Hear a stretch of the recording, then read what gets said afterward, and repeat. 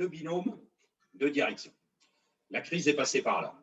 Pour tout le monde, pour toutes les organisations, ont été remises en question. Revenons à l'essentiel. Comment faire fonctionner le binôme de direction président-directeur général? En fonction des organisations, les titres ne sont pas les mêmes. Pour autant, la question est comment faire fonctionner le binôme qui dirige l'entreprise. Le président est en charge de la stratégie long terme, le directeur général de sa mise en œuvre à court et moyen terme. Si cette définition suffisait, nous n'aurions aucun problème. Cependant, nous aurions des problèmes de fonctionnement. La stratégie long terme, tout le monde comprend.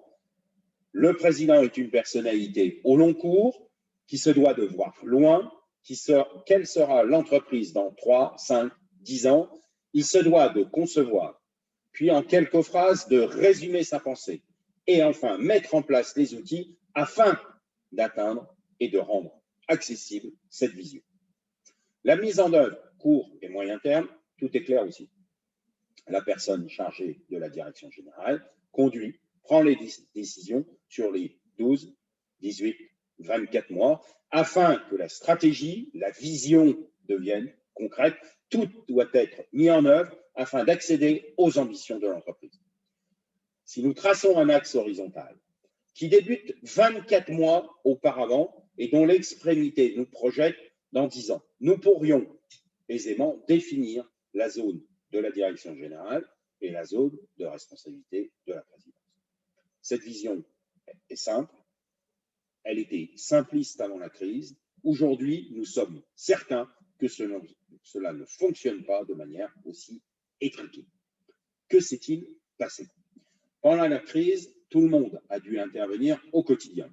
Le président s'est aussi occupé du jour pour contribuer aux décisions immédiates et aussi pouvoir reprendre ses propres ambitions long terme pour présenter un plan stratégique qui corresponde bien évidemment au nouveau paradigme, à chaque nouveau paradigme même. À chaque grand moment de confinement, de déconfinement, de reconfinement et ainsi de suite, chacun a dû revoir sa copie en direct afin de construire ce lieu de certitude dans un monde d'incertitude. Nous sommes désormais, comme cela aurait dû toujours être le cas, dans un binôme dont les responsabilités sont bien définies, mais les démarches quotidiennes beaucoup moins strictes. Si vous relisez ou réécoutez mes chroniques des dernières semaines, j'y aborde des sujets comme l'engagement, la stimulation de l'équipe de direction. Ainsi, nous comprenons que chacun se doit d'avoir des actions de terrain, mener des projets de temps à autre qui ne sont pas strictement dans son domaine d'action. La présidence comme la direction générale se doivent de déborder de leur précaré. Si ce n'est pas le cas, l'un sera trop détaché du quotidien, cela encore plus prégnant pendant la crise, l'autre ne sera pas en mesure de bien saisir la vision, n'ayant pas eu le temps d'appréhender les différentes potentialités.